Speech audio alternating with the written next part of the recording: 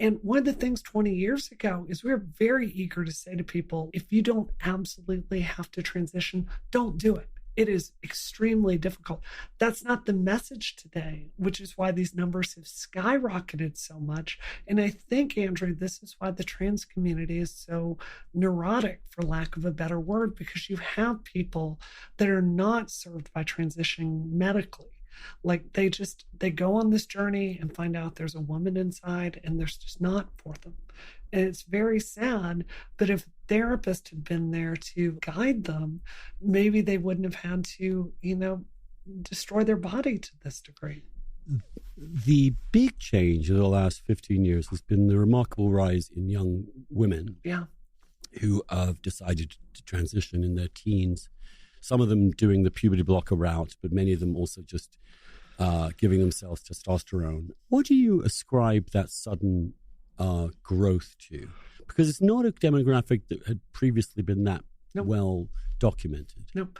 I know a single FTM in all the time I transitioned 20 years ago. I take that back. I knew one.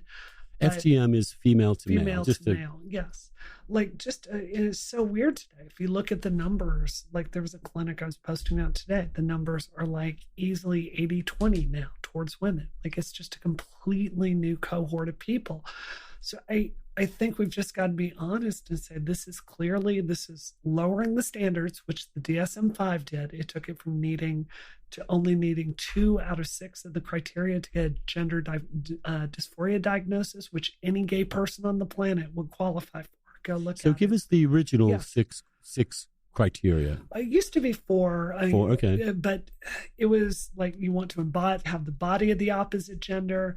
You want to live as the opposite gender. You believe that you have the feelings typical of the other gender.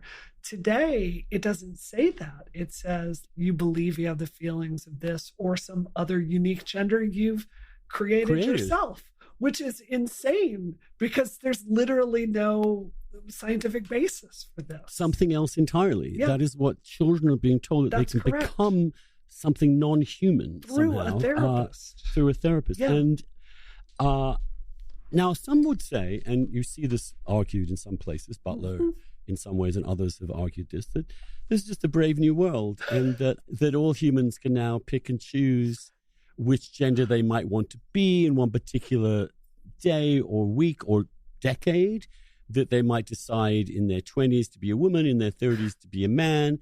And Joanna Kennedy Olson, is saying, just if you chopped off your breasts as a teenager, just get some new ones in 20 years' time. Why are we even talking about this rigid male-female thing? To which I suppose the response is, first of all, one, this is not superficial cosmetic surgery. No. This is very serious. Of course. Structural changes in the human body, most of which are irreversible. That's correct. So and therefore it is a grave decision. I was as ideal a candidate as she can be, and when I opened my mouth, you can see it's lopsided because from the work I've had on my jaw, it's killed some of my nerves. I've had my forehead taken apart, my vaginoplasty was fine, but I lost tons of muscle mass when I transitioned. This is not something to do cavalierly. And do you mind if I ask you about the vaginoplasty? Sure, because of course. People, again, the other thing we've been told, you must never ask these questions. You must never have any question about what someone might be underneath all that, or whatever. Or that is a grotesque question to ask and a violation of their human rights. As opposed to that, it's part of many people's process. Sure. Tell me, what was the experience of that like? Oh my God.